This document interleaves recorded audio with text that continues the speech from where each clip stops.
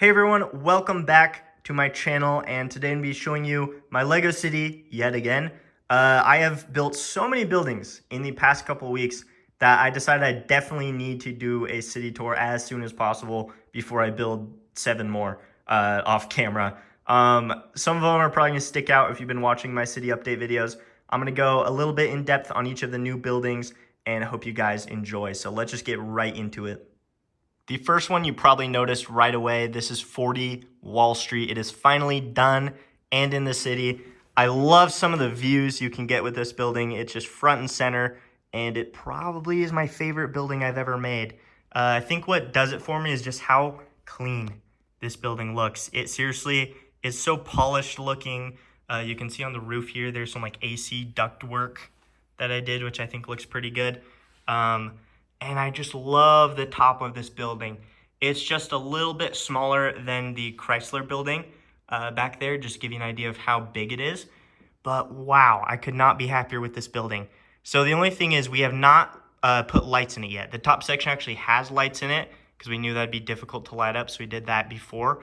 But the rest of the building does not have lights. We are waiting for some orders to get in so we can actually finish it. But just some fun details. You can see the flags that hang down, which I think look really good. People who know Wall Street will, of course, know the bronze bull. And I just spray painted a cow minifigure to get that. And I'm pretty happy with that. I figured I needed it somewhere on Wall Street, and why not? Here at 40 Wall Street, you can see the detail with these like big slabs of concrete at every bottom part of the building. And then here's a newsstand that I decided to make. And it's actually supposed to be like a Daily Bugle newsstand. So one reason I did that is because I realized throughout the city, I have lots of open sidewalk, and sometimes I don't really do anything in place where there's open sidewalk. So here I decided I should do like a newsstand or hot dog stand at places where I have awkward openings in the sidewalk just because of the shape of the buildings. But I really like the way this building looks.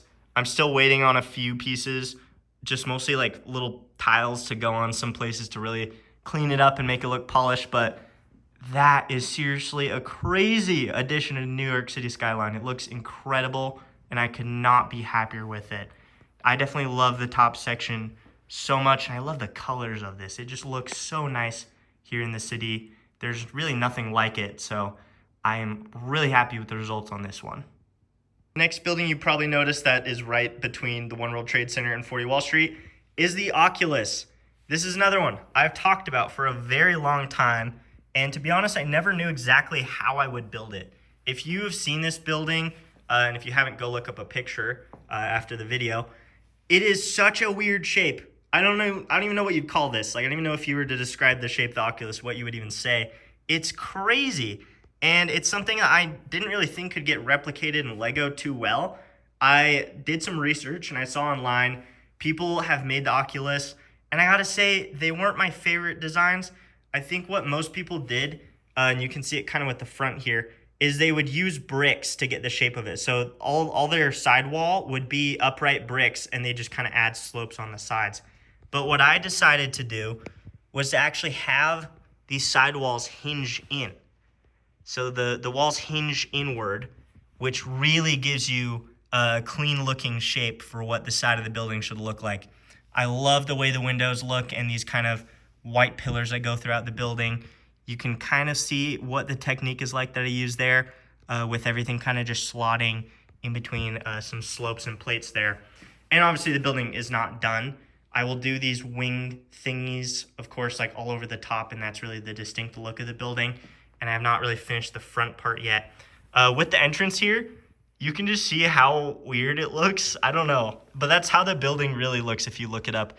I was super excited when I found out I wanted to use this windscreen piece here that's colored in white.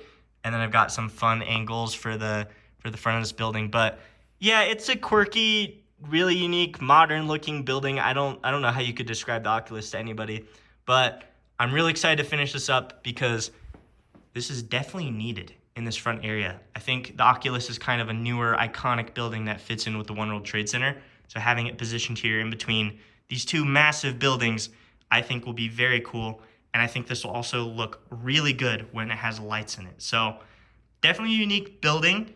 and I'm super excited to have it done. I'm pretty excited with what I have going on so far, and you can tell it's a little bit of a mess because I've been working on it. But yeah, the Oculus is definitely one I'm excited to have finished in my city. The next building is also located right in this area. This is something I decided to build because of the bottom portion. So if you've been paying attention to newer Marvel Lego sets, they came out with the Across the Spider-Verse Deli set that has Miles Morales in the spot and Gwen Stacy and Miles' dad with his police car. But this is pretty much the set right there. It's just that bottom portion. And to be honest, when I bought this set, I just was a little disappointed that they didn't do anything above the deli to represent a building. I just thought that was a weird choice. And apparently there's rumors that this year there's going to be a Peter Parker apartment set that's supposed to attach above the deli, which I think is kind of lazy of Lego to do, or maybe like money grabby, because this was a $40 set for just this deli here. But in the past, we've gotten Peter Parker's apartment with the Sanctum Sanctorum all in one set. So I don't know. I don't know how I feel about that. I'm excited to see what they do if there is an attachment for the deli, but this is what I decided to do on top of the deli. I've seen a lot of people take the deli set and turn it into a full building, and I think I'm the happiest with what I've come up with here out of all the designs I've seen. I just sat down for probably an hour or so with pieces I already had and built this thing, put it together. There's actually quite a bit of detail on this small building. You can see the water tower up here, which uses a barrel and a wheel, which is fun. There's some AC ductwork again. The tops of the building right here I think looks really good. And I love that I was able to use these little black pieces in between all the windows, and you can see the AC units sticking out the windows there. I think it adds a lot of character.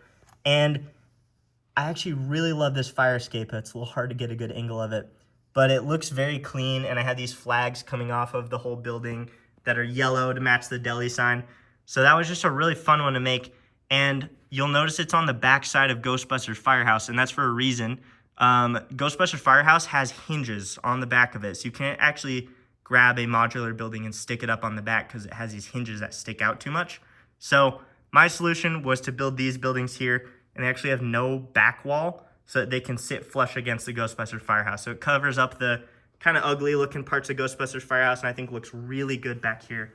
I don't have a lot of buildings like this in the city that are just New York looking. They're not full-on skyscrapers. They're older buildings, and this is kind of what they look like. So it's cool to have a little representation of what they would look like. And I'll hop around on the other side so I can show you the other building that is attached to this building.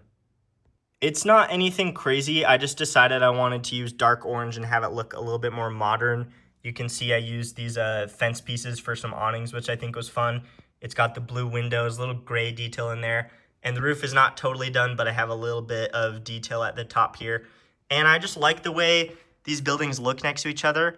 And on the backside of Ghostbusters, I think it just adds a lot of character to kind of have these smaller buildings packed in there.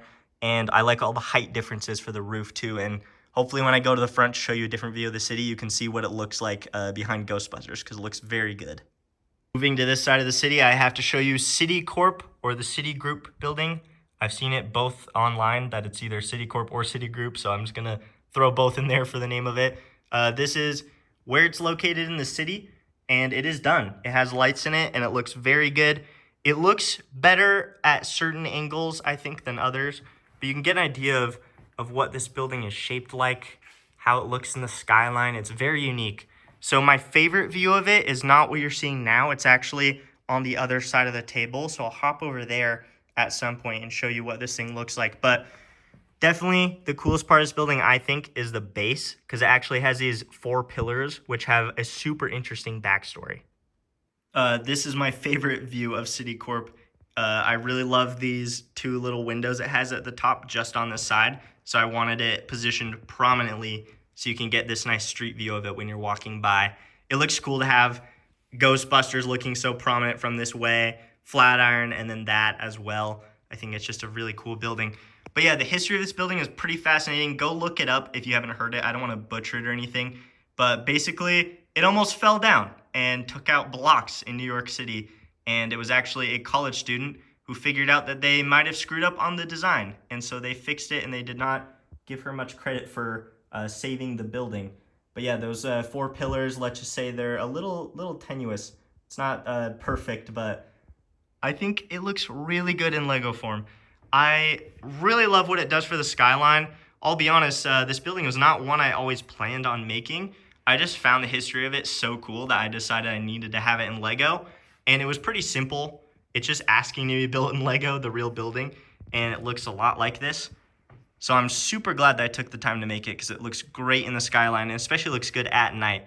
But yeah, I really love where this is positioned in the city. Looks so good having these newer skyscrapers at the front. If you haven't stuck around for my past videos, 40 Wall Street is brand new, the Hearst Tower is pretty new, and now this one. So the whole front area here is really feeling so much different than it ever used to be. So I'll give you one more look at City Corp and then we'll move on to the next building. So the only thing I'm thinking about adding to this building is all the way at the top. So inside the real building, there's a big counterweight, basically, that hangs down, a huge ball. And so I was wondering if you guys thought it would be a good idea to actually build a big counterweight, this ball to have hanging down in this whole top section, because you would definitely be able to see it when the lights are on. But yeah, very cool building. I don't have many white buildings in the city. I have the Chrysler Building and the Baxter Building, and now this. So pretty unique, kind of a repetitive design throughout the middle of it, but the top and bottom really just make this building so cool. But anyways, let's move on to the next one. We'll just walk right on by King Kong here and show you the UN building. So this is the United Nations headquarters in New York City that I've built in Lego. And this is one I never really wanted to build particularly, but we just had the pieces or we ordered the pieces because we just thought it'd be a fun little project. And I'm so glad I built it because it looks great in the city. And there is a reason that we put it right here. So if you remember in the past, the Chrysler Building was actually located right here on this side of the bridge. And we wanted to build the UN building, but there was nowhere really to put it because it definitely belongs on the river, as close to the river wall as it could be. But there wasn't really a spot in the city for it, so I didn't really want to do it.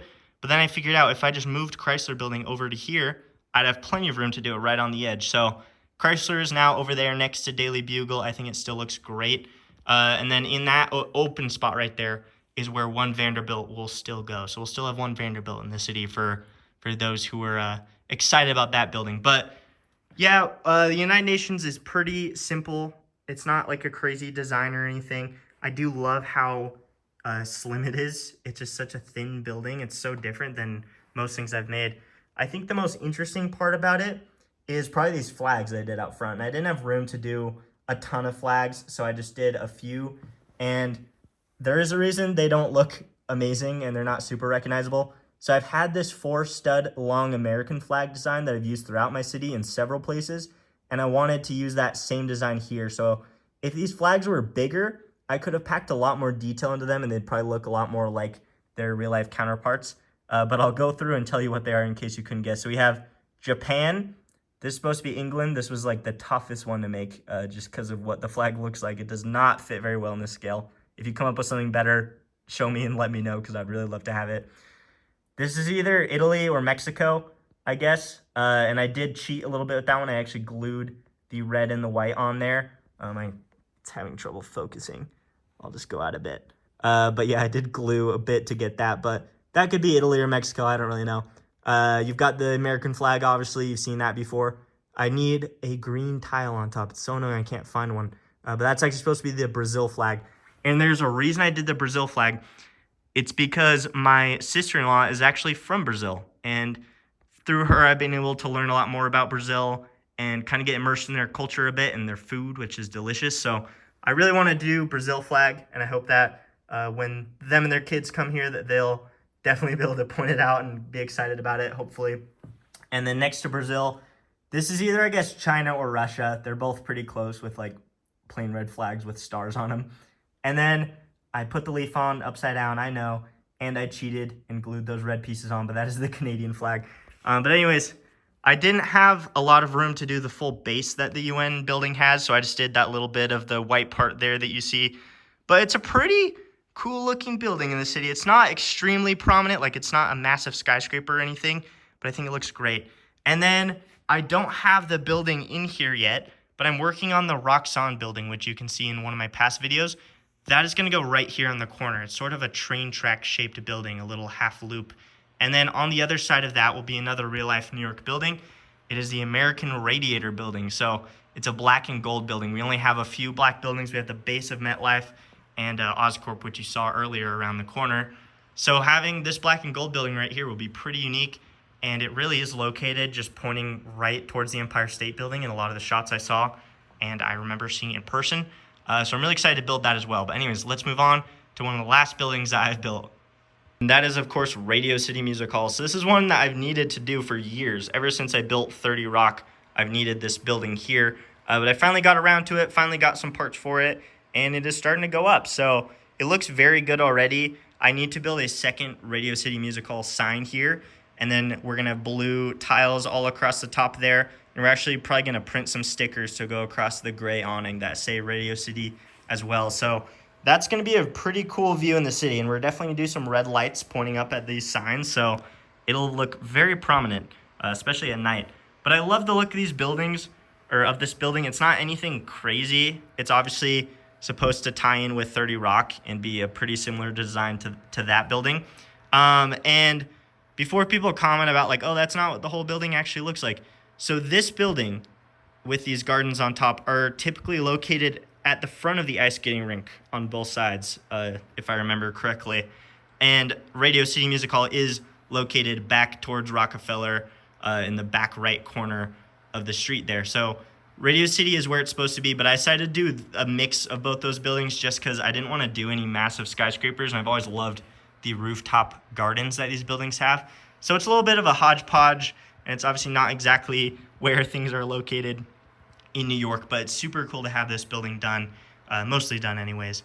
And there actually is a whole stage inside where the Rockettes will be performing, of course, so that'll be really exciting. And the other thing about this building is I have to build it a second time.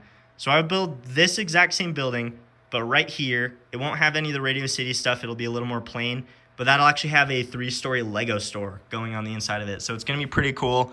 And I feel like already having this one done, it just makes Rockefeller Center feel so lively. I think what's exciting for me is I'm a huge Spider-Man fan, and you can now recreate a scene from Spider-Man 1. So if you remember Tobey Maguire's Spider-Man, he saves MJ, who's falling in Times Square, and then he swings her to safety past St. Patrick's Cathedral and on top of one of the Rockefeller rooftop gardens. And that's where he says the whole, yeah, of course you know me. I'm your friendly neighborhood Spider-Man, and jumps off and swings away. So I can definitely recreate some iconic scenes from some of my favorite movies. Every time I add a new New York building, it just helps create those fun scenes. But I really love the look of this building. Can't wait to build the other one, even though it'll be a little bit annoying. I'm just excited to have Rockefeller looking pretty done. But anyways, let's move to the front of the city and I'll show you some shots. Again, I have no idea why I've been so motivated to work on buildings. It's just crazy though to see the progress of this and what all these buildings look like together. The front of the city has had so much attention, and it's super exciting to see all these real buildings come to life. And that's something I wanted to talk about real quick, was my inspiration for the city and why it ended up the way it does look now. And when I was a kid, when I was pretty little, I would always watch on YouTube people who make their own Lego cities. And what most people did, I'm going to show you the ugly side, it's messy right now. Most people would get the modular buildings and they would expand those or have train tracks going around them, and that was their whole Lego city. And they'd have a few custom buildings here and there, but those were amazing to me. Like, that was the coolest thing for me as a kid, was people who had these modular buildings and created a whole city out of them. And those are my favorite videos to watch. But when I started collecting all of them and expanding them myself and making a city, I started with Avengers Tower. I decided I wanted a big custom Avengers Tower. I put it in my city, and I was pretty happy. But then I was like, oh, this is kind of like New York City. And so I decided to do the Empire State Building. And at one point, all of these buildings were mixed together.